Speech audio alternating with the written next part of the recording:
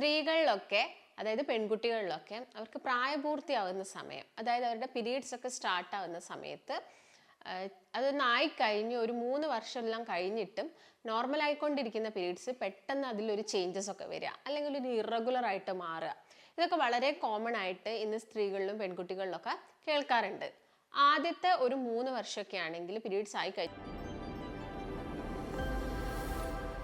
നമസ്കാരം, ഞാൻ ഡോക്ടർ ഭാഗ്യ, Q1B health കെയറിലെ Ayurveda ഡോക്ടറാണ്. സ്ത്രീകളിലൊക്കെ അതായത് പെൺകുട്ടികളിലൊക്കെ അവർക്ക് പ്രായപൂർത്തിയാവുന്ന സമയം, അതായത് അവരുടെ പീരീഡ്സ് ഒക്കെ സ്റ്റാർട്ട് ആവുന്ന സമയത്ത് അതൊന്നായി കഴിഞ്ഞ് ഒരു 3 വർഷമെല്ലാം കഴിഞ്ഞിട്ടും നോർമൽ ആയിക്കൊണ്ടിരിക്കുന്ന പീരീഡ്സ് പെട്ടെന്ന് അതിലൊരു ചേഞ്ചസ് ഒക്കെ വരിക, അല്ലെങ്കിൽ ഒരു ഇറഗുലർ ആയിട്ട് മാറുക. ഇതൊക്കെ വളരെ കോമൺ ആയിട്ട് ഇന്ന് സ്ത്രീകളിലും പെൺകുട്ടികളിലൊക്കെ കേൾക്കാറുണ്ട്. ആദ്യത്തെ ഒരു 3 വർഷമൊക്കെ ആണെങ്കിൽ പീരീഡ്സ് ആയി കഴിഞ്ഞതിന് ശേഷം ഒരു 3 വർഷത്തോളം ഇത് ചിലപ്പം ചെറിയ ഇറഗുലാരിറ്റീസ് ഒക്കെ കാണിക്കും. അത് വലിയ പ്രശ്നമില്ല. എന്നാൽ ഒരു 3 വർഷം കഴിഞ്ഞിട്ടും ഇതിൽ വലിയ രീതിയിലുള്ള ഇറഗുലാരിറ്റീസ് ഉണ്ടാവുക. അതായത് നമുക്ക് എല്ലാവർക്കും അറിയാം, ആർത്തവം എന്ന് പറയുന്നത് മന്ത്ലി വൺസ് വരിക, അല്ലെങ്കിൽ അതിൻ്റെ ഒരു സൈക്കിൾ നോക്കുകയാണെങ്കിൽ 28 ദിവസം കൂടുന്ന സമയത്താണ് ആർത്തവാവുന്നത്. അത് ചില ആളുകളിൽ 20 മുതൽ 35 ദിവസത്തെ ഒരു ഡിഫറൻസ് വരാറുണ്ട്. അതെല്ലാം നമ്മളൊരു നോർമൽ കാറ്റഗറിയിലാണ് പെടുത്തുന്നത്. എന്നാൽ ഇതൊരു 40 ദിവസത്തിൻ്റെ മുകളിലാവുക, അല്ലെങ്കിൽ 2 മാസം കഴിഞ്ഞിട്ടും പീരീഡ്സ് വരുന്നത്, ഇത് എന്നൊക്കെ പറയുന്നത് ഇറഗുലർ ആയിട്ടുള്ള കണ്ടീഷനാണ്. അപ്പം ഇങ്ങനെ ഇറഗുലാരിറ്റീസ് വരാൻ ഒരുപാട് കാരണങ്ങളുണ്ട്. അപ്പം ഇങ്ങനെ എന്തൊക്കെ കാരണങ്ങൾ കൊണ്ടാണ് ഇറഗുലാരിറ്റീസ് വരുന്നത് എന്ന് നമുക്ക് നോക്കാം. അപ്പം ആർത്തവം എന്ന് പറയുന്നത് മന്ത്ലി വരുന്നതാണെന്ന് ഞാൻ പറഞ്ഞു. അപ്പോൾ ഇതൊരു 7 days ആണ് നോർമലി സ്ത്രീകൾ ഉണ്ടാവുന്നത്. അതിൽ തന്നെ ചില ആളുകളിൽ 3 days ബ്ലീഡിംഗ് ഉള്ള ആളുകളുണ്ട്, 5 days ബ്ലീഡിംഗ് വരുന്ന ആളുകളൊക്കെ ഉണ്ട്. ചില ആളുകൾ 7 days ബ്ലീഡിംഗ് വരാറുണ്ട്. അപ്പോൾ ആദ്യത്തെ ഒരു സമയമൊക്കെ ആണെങ്കിൽ, ഒരു ഇനീഷ്യൽ ടൈമിലൊക്കെ ആണെങ്കിൽ അധികം ഒട്ടുമിക്ക ആളുകൾക്കും ഒരു 6 days 7 days ഒക്കെ ബ്ലീഡിംഗ് കണ്ടുവരാറുണ്ട്. പിന്നെ പതുക്കെ പതുക്കെ അതിങ്ങനെ കുറഞ്ഞൊരു 5 days ആവും. ചിലപ്പോൾ ഡെലിവറി ഒക്കെ കഴിഞ്ഞ് കഴിഞ്ഞാൽ സ്ത്രീകൾ ഒരു 3 days ഒക്കെ ആയിരിക്കും ചിലപ്പോൾ ബ്ലീഡിങ് ഉണ്ടാവുന്നത്. ഇതൊക്കെ നോർമൽ ആയിട്ടുള്ള കാര്യങ്ങളാണ്. പക്ഷേ ഇതൊരു സൈക്കിൾ മാറി വരിക, അല്ലെങ്കിൽ ഒരു 3 മാസം കൂടുമ്പോൾ ഒരു മാസത്തിൽ മാത്രമേ നിങ്ങൾക്ക് പീരീഡ്സ് ആവുന്നുള്ളൂ, അങ്ങനെ ഒരുപാട് ഇറഗുലാരിറ്റീസ് വരുന്ന ഒരുപാട് ആളുകളുണ്ട്. അപ്പോൾ ഞാൻ നേരത്തെ പറഞ്ഞ പോലെ തന്നെ ആർത്തവം എന്ന് പറയുന്നത് ശരിക്കും ആ ഒരു സൈക്കിൾ നടക്കുമ്പോൾ നമ്മുടെ യൂട്രസിൻ്റെ അകത്തു നിന്നുള്ള ഈ എൻഡോമെട്രിയത്തിൻ്റെ ഒരു ലൈനിങ് ആണത്. ഇതിൻ്റെ ഷെഡിങ്ങും അതുപോലെ തന്നെ ബ്ലഡും എല്ലാം പുറത്തോട്ട് വരികയാണ് ചെയ്യുന്നത്. ഈ സമയത്ത് നമ്മൾ എല്ലാവരും നമ്മുടെ ആ ഒരു യോനി ഭാഗം വളരെ ഹൈജീനിക്കോട് കൂടി തന്നെ കീപ്പ് ചെയ്ത് പോകേണ്ട ഒരു സമയമാണ്. അതുപോലെ തന്നെ ഈ സമയങ്ങളിൽ മാത്രമല്ല, എല്ലാ സമയത്തും നമ്മൾ വളരെ ന്യൂട്രീഷ്യസ് ആയിട്ടുള്ള ഫുഡും കഴിക്കാൻ വേണ്ടിയിട്ട് നോക്കണം. അപ്പം ഇങ്ങനെ പീരീഡ്സ് ആവുന്നു അല്ലെങ്കിൽ പീരീഡ്സിൽ ഡിലേ വരുന്നു എന്നുള്ള ആളുകളിൽ ഒരുപാട് കാരണങ്ങളുണ്ട്. അതിലൊന്നാണ് രക്തക്കുറവ് എന്ന് പറയുന്നത്. രക്തക്കുറവ് വളരെ കോമൺ ആയിട്ട് ഇന്നിപ്പം പെൺകുട്ടികളിലും സ്കൂളിൽ പോകുന്ന കുട്ടികളിലും കോളേജിൽ പോകുന്ന കുട്ടികളിലൊക്കെ നമ്മൾ കണ്ടുവരാറുണ്ട്. കാരണം പ്രോപ്പറായിട്ടുള്ള ഭക്ഷണം കഴിക്കുന്നില്ലെങ്കിൽ അവിടെ എന്താണെങ്കിലും ഒരു രക്തക്കുറവ് വരാനുള്ള ചാൻസസ് ഉണ്ട്. ഈ രക്തക്കുറവിൻ്റെ ഭാഗമായിട്ട് പീരീഡ്സിൽ ഇറഗുലാരിറ്റീസ് കണ്ടുവരും. അപ്പോൾ നിങ്ങൾ കറക്റ്റായിട്ട് രക്തം വെക്കുന്ന രീതിയിലുള്ള ഭക്ഷണങ്ങളൊക്കെ മാക്സിമം നിങ്ങളുടെ ഡയറ്റിൽ ഇൻക്ലൂഡ് ചെയ്യാൻ വേണ്ടിയിട്ട് ശ്രദ്ധിക്കണം. ഇപ്പം തന്നെ നമുക്ക് എല്ലാവർക്കും അറിയാം, നമ്മളെല്ലാവരും ഒരുവിധം എല്ലാവരും ഈ ഫുഡുകളൊക്കെ കഴിക്കുന്നുണ്ടാവും.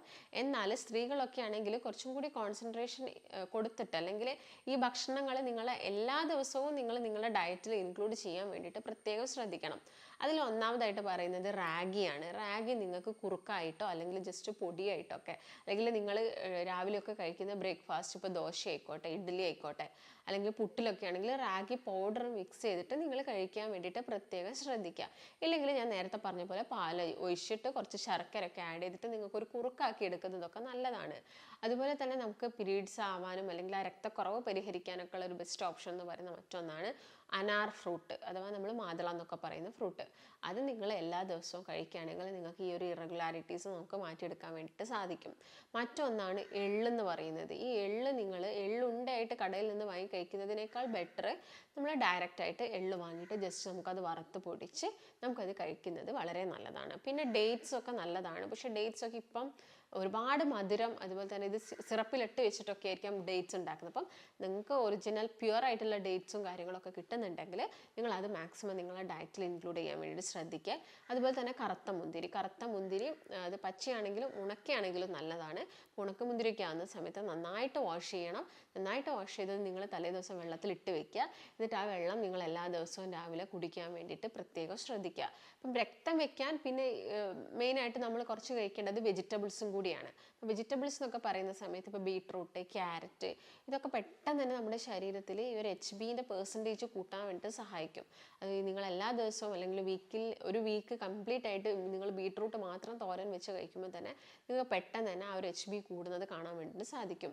അതുപോലെ തന്നെ നമുക്ക് കഴിക്കാൻ പറ്റുന്ന ഒന്നാണ് റെഡ് മീറ്റ് എന്ന് പറയുന്നത്. റെഡ് മീറ്റും പെട്ടെന്ന് തന്നെ നമ്മുടെ ശരീരത്തിൽ രക്തം വർദ്ധിപ്പിക്കാൻ, അല്ലെങ്കിൽ മാംസവും മത്സ്യവും ഒക്കെ പെട്ടെന്ന് തന്നെ നമ്മുടെ ശരീരത്തിൽ രക്തം വർദ്ധിപ്പിക്കുന്നതാണ്. പക്ഷെ അതൊക്കെ കഴിക്കുന്ന സമയത്ത് നമുക്കൊരു ലിമിറ്റിൽ മാത്രമേ എടുക്കാൻ പറ്റുള്ളൂ. നമ്മൾ അമിതമായിട്ട് നമ്മൾ റെഡ് മീറ്റ് കഴിച്ചു കഴിഞ്ഞാൽ നമുക്ക് മറ്റുള്ള അസുഖങ്ങളൊക്കെ വരും. അപ്പം അത് നിങ്ങളൊരു ലിമിറ്റിൽ, ബാക്കിയുള്ള ഞാൻ ഈ പറഞ്ഞ പച്ചക്കറികളും പഴങ്ങൾ ഇങ്ങനെയുള്ള കാര്യങ്ങളൊക്കെ നിങ്ങളുടെ ഡയറ്റിൽ ഇൻക്ലൂഡ് ചെയ്യുന്ന സമയത്ത് തന്നെ നമ്മുടെ രക്തം പെട്ടെന്ന് തന്നെ കൂടുന്നത് കാണാൻ വേണ്ടിയിട്ട് സാധിക്കും. അതുപോലെ ഇലക്കറികളൊക്കെ ആണെങ്കിലും നമ്മുടെ രക്തം കൂട്ടുന്നതാണ്. ചീര, ചുവന്ന ചീരയൊക്കെ കിട്ടുന്നുണ്ടെങ്കിൽ അതൊക്കെ മാക്സിമം നിങ്ങളുടെ ഭക്ഷണത്തിൽ എന്ത് ചെയ്യാം, ഇൻക്ലൂഡ് ചെയ്യാൻ വേണ്ടിയിട്ട് ശ്രദ്ധിക്കുക. ചെറി ഫ്രൂട്ട്സ് ഒക്കെ ഉണ്ടെങ്കിൽ ചെറി ഫ്രൂട്ട്സുകൾ നിങ്ങൾ കഴിക്കുക. അത് പാനീയത്തിലിട്ട്, അതായത് ഷുഗർ സിറപ്പിലിട്ട് വെച്ചതല്ല, നോർമലായിട്ടുള്ള ചെറിയൊക്കെ ഉണ്ടെങ്കിൽ അതൊക്കെ നിങ്ങൾ കഴിക്കാൻ വേണ്ടിയിട്ട് നോക്കുക. പിന്നെ ഈ ബെറി ഫ്രൂട്ടിൽ തന്നെ സ്ട്രോബെറി ഒക്കെ കഴിക്കുന്നത് നമുക്ക് രക്തം കൂട്ടാൻ വേണ്ടിയിട്ട് സഹായിക്കും. അപ്പോൾ ഇതൊക്കെ മെയിനായിട്ട് നിങ്ങളുടെ ഡയറ്റിൽ ഇൻക്ലൂഡ് ചെയ്യുകയാണെങ്കിൽ അനീമിയ കാരണം നമുക്ക് വരുന്ന ഈ മെൻസ്ട്രൽ ഇറഗുലാരിറ്റീസ് നമുക്ക് പരിഹരിക്കാൻ വേണ്ടിയിട്ട് സാധിക്കും. മറ്റൊരു കാരണം എന്ന് പറയുന്നത് ഒന്ന് ഉറക്കക്കുറവാണ്. നിങ്ങൾ പ്രോപ്പറായിട്ട് ഉറങ്ങുന്നില്ല, നിങ്ങൾ ഒരുപാട് ടെൻഷൻ അടിക്കുന്നുണ്ട്, നിങ്ങൾക്ക് ഒരുപാട് സ്ട്രെസ്സും കാര്യങ്ങളും ഉണ്ടെങ്കിൽ നമുക്ക് ഈ ഒരു മെൻസ്ട്രൽ ഇറഗുലാരിറ്റീസ് വരാനുള്ള ചാൻസസ് ഉണ്ട്. നോർമലി നിങ്ങൾക്ക് എല്ലാ മാസവും അല്ലെങ്കിൽ എല്ലാ തവണയും ഈ 28 ഡേയ്സ് സൈക്കിൾ അല്ലെങ്കിൽ ഒരു 30 ഡേയ്സ് സൈക്കിൾ പീരീഡ്സ് ആവുന്ന ആളുകളാണ്. പെട്ടെന്ന് അതിലൊരു ചേഞ്ച് വരുന്നു. ചിലപ്പോൾ അതൊരു സ്ട്രെസ് ആയിരിക്കാം. നിങ്ങൾ വല്ലാതെ ടെൻഷൻ, നിങ്ങൾക്ക് വല്ലാതെ സ്ട്രെസ് ഉണ്ടെങ്കിൽ നിങ്ങൾക്ക് ഈ പറഞ്ഞൊരു ഇറഗുലാരിറ്റീസ് വരാം. അപ്പോൾ അത് നിങ്ങളിപ്പോൾ മെഡിസിൻ എടുക്കുകയല്ല വേണ്ടത്, നിങ്ങൾ നിങ്ങളുടെ ആ ഒരു പ്രശ്നവും കാര്യങ്ങളൊക്കെ പരിഹരിക്കുന്നതിലൂടെ മാത്രമേ നമുക്ക് ഈ ഒരു മെൻസ്ട്രലിൽ വരുന്ന ഇറഗുലാരിറ്റീസ് നമുക്ക് മാറ്റിയെടുക്കാൻ വേണ്ടിയിട്ട് സാധിക്കുള്ളൂ. മറ്റൊരു പ്രധാനപ്പെട്ട കാരണം എന്ന് പറയുന്നത് അസുഖങ്ങളാണ്. അതായത് സ്ത്രീകളിൽ വരുന്ന PCOD പോലുള്ള അസുഖങ്ങൾ, പോളിസിസ്റ്റിക് ഒവാരിയൻ ഡിസീസ് നമുക്ക് എല്ലാവർക്കും അറിയാം. ഇന്നൊരു 90% പെൺകുട്ടികളിലും ഇത് കണ്ടുവരുന്നുണ്ട്. അതിനുള്ളൊരു പ്രധാനപ്പെട്ട കാരണം മാറിയ ജീവിതശൈലി തന്നെയാണ്. അതുകൊണ്ട് തന്നെ നമ്മളെല്ലാവരും ഈ സ്ത്രീകൾ, പ്രത്യേകിച്ച് പെൺകുട്ടികളൊക്കെ ആവുന്ന സമയത്ത് നമ്മൾ കഴിക്കുന്ന ഭക്ഷണവും വളരെയധികം ശ്രദ്ധയോടുകൂടി തന്നെ കഴിക്കാൻ വേണ്ടിയിട്ട് നോക്കുക.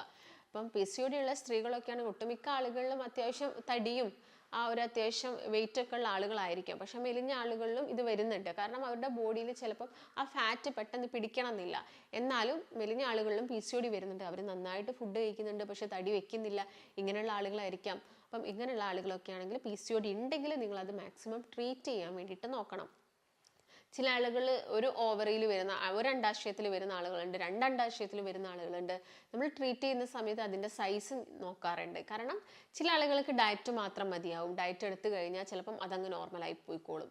കാരണം ഒരുപാട് കാര്യങ്ങൾ നമ്മൾ ഭക്ഷണത്തിൽ നിന്ന് മാറ്റി നിർത്തേണ്ടതുണ്ട്. അമിതമായിട്ട് കൊഴുപ്പ് എടുക്കുന്നത് കുറയ്ക്കേണ്ടി വരും. അതുപോലെ തന്നെ അരിയാഹാരത്തിൻ്റെ ഉപയോഗം കുറയ്ക്കേണ്ടി വരും. ഷുഗർ കുറയ്ക്കേണ്ടി വരും. അതുപോലെ തന്നെ നിങ്ങൾ നല്ലൊരു എക്സസൈസ് ഫോളോ ചെയ്യേണ്ടി വരും. യോഗയോ പ്രാണായാമമൊക്കെ ഇതിൻ്റെ കൂടെ തന്നെ ഫോളോ ചെയ്താൽ മാത്രമേ നമുക്ക് PCOD കംപ്ലീറ്റ് ആയിട്ട് ക്യൂർ ചെയ്യാൻ പറ്റുള്ളൂ. ഞാൻ നേരത്തെ പറഞ്ഞ പോലെ തന്നെ സൈസ് അനുസരിച്ചിട്ടാണ് നമ്മൾ മെഡിസിൻസ് കൊടുക്കുന്നത്. എല്ലാ PCOD പേഷ്യൻസിനും ഡയറ്റ് മാത്രം മതിയാവില്ല. അവർക്ക് ഒരുപാട് സിംറ്റംസ്, അതായത് മെൻസ്ട്രലിൽ വരുന്ന ഇറഗുലാരിറ്റി ആണ് ഒരു സിംറ്റം. മറ്റൊന്ന് ഫേസ് നിറച്ച് പിമ്പിൾസ് വരുന്നുണ്ട്, ഹെയർ ഗ്രോത്ത് വരുന്നുണ്ട്. അങ്ങനെയൊക്കെയുള്ള സ്ത്രീകളിലാണെങ്കിൽ ചിലപ്പോൾ നമ്മൾ എന്ത് കൊടുക്കേണ്ടി വരും, മെഡിസിനും കൂടി അവർക്ക് കൊടുക്കേണ്ടി വരും. അപ്പം ഇത് മൂലമാണോ നിങ്ങൾക്ക് ഇങ്ങനെ പീരീഡ്സിൽ ഇറഗുലാരിറ്റീസ് വരുന്നുള്ളത് എന്നുള്ളൊരു കാര്യം നിങ്ങൾ ചെക്ക് ചെയ്യേണ്ടത് അനിവാര്യമാണ്. അതുപോലെ തന്നെ മറ്റൊരു കണ്ടീഷൻ എന്ന് പറയുന്നത് തൈറോയിഡ് ആണ്. തൈറോയിഡിൻ്റെ എന്തെങ്കിലും അസ്വസ്ഥതയോ ബുദ്ധിമുട്ടോ ഒക്കെ ഉണ്ടെങ്കിൽ ഇങ്ങനെ മെൻസ്ട്രലി ഇറഗുലാരിറ്റീസ് വരാൻ ചാൻസസ് കൂടുതലാണ്. അപ്പോൾ നിങ്ങൾ എന്ത് ചെയ്യണം, ഒരു ബ്ലഡ് ടെസ്റ്റ് ചെയ്ത് നോക്കുക. നിങ്ങൾക്ക് അമിതമായിട്ട് മുടി കൊഴിച്ചിലുണ്ട്, നിങ്ങളുടെ ഡൈജഷനൊന്നും പ്രോപ്പറല്ല, മെൻസസിൽ ചേഞ്ചസ് വന്നു, എപ്പോഴും ക്ഷീണം തന്നെയാണ്, രക്തക്കുറവ് കാണിക്കുന്നു, ഇതെല്ലാം തൈറോയിഡ് പ്രശ്നം ഉണ്ടെങ്കിൽ വരുന്ന സിംറ്റംസ് ആണ്. അപ്പോൾ നിങ്ങൾ ആദ്യം തന്നെ എന്ത് ചെയ്യണം, ഒരു ബ്ലഡ് ടെസ്റ്റ് ചെയ്യുക, ഒരു തൈറോയിഡിൻ്റെ ബ്ലഡ് ടെസ്റ്റ് ചെയ്യുക. T3 T4 ഹോർമോൺസ് നോക്കുക, TSH നോക്കുക. TSH നോക്കുന്ന സമയത്ത് ഒരു 0.5നും 5ൻ്റെ ഇടയ്ക്കായിരിക്കണം വാല്യൂ. അതിൽ കൂടുകയോ അല്ലെങ്കിൽ കുറയോ ചെയ്യുന്ന സമയത്ത് നമ്മൾ ഹൈപ്പർ തൈറോയിഡ്സ് അല്ലെങ്കിൽ ഹൈപ്പോ തൈറോയിഡ്സ് ഉണ്ടെന്ന് പറയാറുണ്ട്. അപ്പം ഈ ഒരു കാര്യം നിങ്ങൾക്കുണ്ടോ, അല്ലെങ്കിൽ വീട്ടിൽ പാരമ്പര്യമായിട്ട് നിങ്ങൾക്ക് തൈറോയിഡ് ഫാമിലിയിൽ ആർക്കെങ്കിലും തൈറോയിഡിൻ്റെ പ്രശ്നങ്ങളുണ്ടോ എന്നുള്ള കാര്യങ്ങളൊക്കെ ചെക്ക് ചെയ്യാം. പിന്നുള്ളൊരു റീസൺ നമുക്ക് എല്ലാവർക്കും അറിയുന്നത് ഒന്ന് പ്രഗ്നൻസിയാണ്. പ്രഗ്നൻ്റ് ആയിരിക്കുന്ന സമയത്ത് നമുക്ക് പീരീഡ്സ് ചിലപ്പോൾ നെക്സ്റ്റ് മന്ത് വന്നോളണം എന്നില്ല.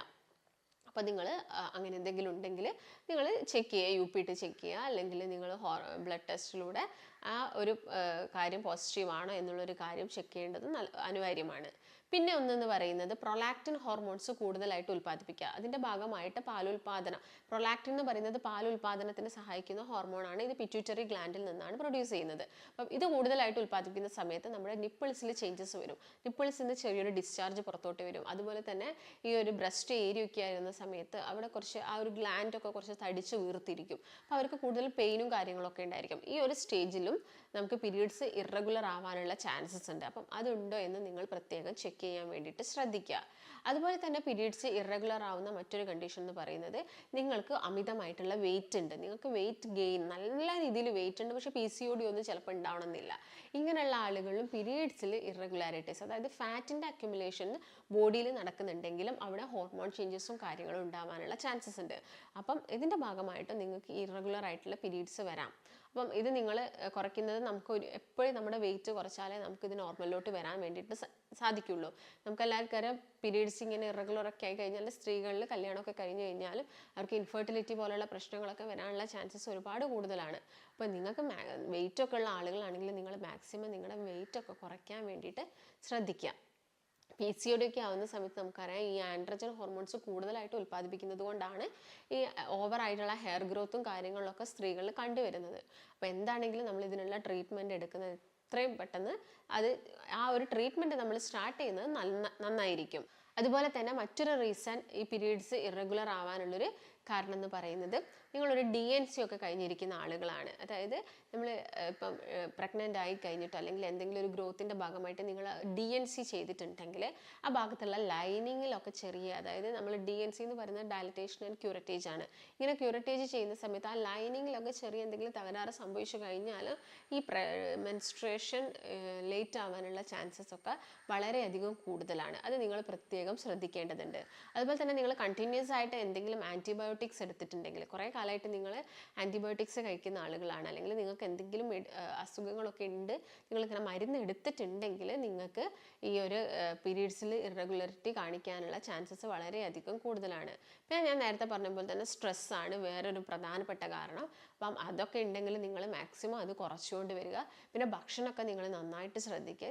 നമ്മുടെ ബോഡിക്ക് വേണ്ട HB, അതുപോലെ തന്നെ വിറ്റാമിൻ D, കാൽഷ്യം ഒക്കെ ആവശ്യമായി വരുന്ന രീതിയിൽ തന്നെ ഭക്ഷണങ്ങൾ കഴിക്കാൻ വേണ്ടിയിട്ട് നോക്കണം. അങ്ങനെ കഴിച്ചാൽ മാത്രമേ നമ്മളെ ബോഡിയിൽ ആവശ്യത്തിനനുസരിച്ചുള്ള ഒരു മസിലും കൂടി ഉണ്ടെങ്കിൽ ഈ ഹോർമോൺസിൻ്റെ ഒക്കെ പ്രവർത്തനം കുറച്ചും കൂടി ഈസി ആവുള്ളൂ. അതുകൊണ്ട് നിങ്ങൾ മാക്സിമം നല്ല ഹെൽത്തി ആയിട്ടുള്ള ന്യൂട്രീഷ്യസ് ആയിട്ടുള്ള ഭക്ഷണങ്ങൾ കഴിക്കാൻ വേണ്ടിയിട്ട് പ്രത്യേകം ശ്രദ്ധിക്കുക. അപ്പം ഞാൻ നേരത്തെ ഈ പറഞ്ഞ കാരണങ്ങൾ എന്തെങ്കിലും കൊണ്ടാണോ നിങ്ങൾക്ക് ഇങ്ങനെ പീരീഡ്സിൽ ഇറഗുലാരിറ്റീസ് വന്നത് എന്നുള്ളൊരു കാര്യം നിങ്ങൾ പ്രത്യേകം ചെക്ക് ചെയ്യുക. അതും അല്ലെങ്കിൽ നിങ്ങൾ എന്താണെങ്കിലും നിങ്ങളൊരു ഡോക്ടറെ അടുത്ത് ചെന്നിട്ട് നിങ്ങൾ ഒരു ഗൈനക്കോളജിസ്റ്റിനോ അല്ലെങ്കിൽ നിങ്ങൾക്ക് ഇപ്പം ഇതിനെക്കുറിച്ചൊരു ഡൗട്ടും കാര്യങ്ങളൊക്കെ ഉണ്ടെങ്കിൽ നിങ്ങൾക്ക് താഴെ കാണുന്ന നമ്പറിൽ ബന്ധപ്പെടാവുന്നതാണ്. അപ്പോൾ ഞാൻ നേരത്തെ പറഞ്ഞ ഭക്ഷണങ്ങളും കാര്യങ്ങളൊക്കെ നിങ്ങൾ കറക്റ്റായിട്ട് ഫോളോ ചെയ്യുക. എന്നിട്ടും പീരീഡ്സ് ആവുന്നില്ലെങ്കിൽ മാത്രം ചിലപ്പോൾ നമ്മളതിന് മെഡിക്കേഷൻസും കാര്യങ്ങളൊക്കെ സ്റ്റാർട്ട് ചെയ്യേണ്ടി വരും. അപ്പോൾ നിങ്ങൾക്ക് ഇതിനെക്കുറിച്ച് ഡൗട്ടും കാര്യങ്ങളും ഉണ്ടെങ്കിൽ നിങ്ങൾ താഴെ കാണുന്ന നമ്പറിൽ ബന്ധപ്പെടുക. നമുക്ക് മറ്റൊരു നല്ല ഹെൽത്ത് ടോപ്പിക് വെച്ച് വീണ്ടും കാണാം. നന്ദി.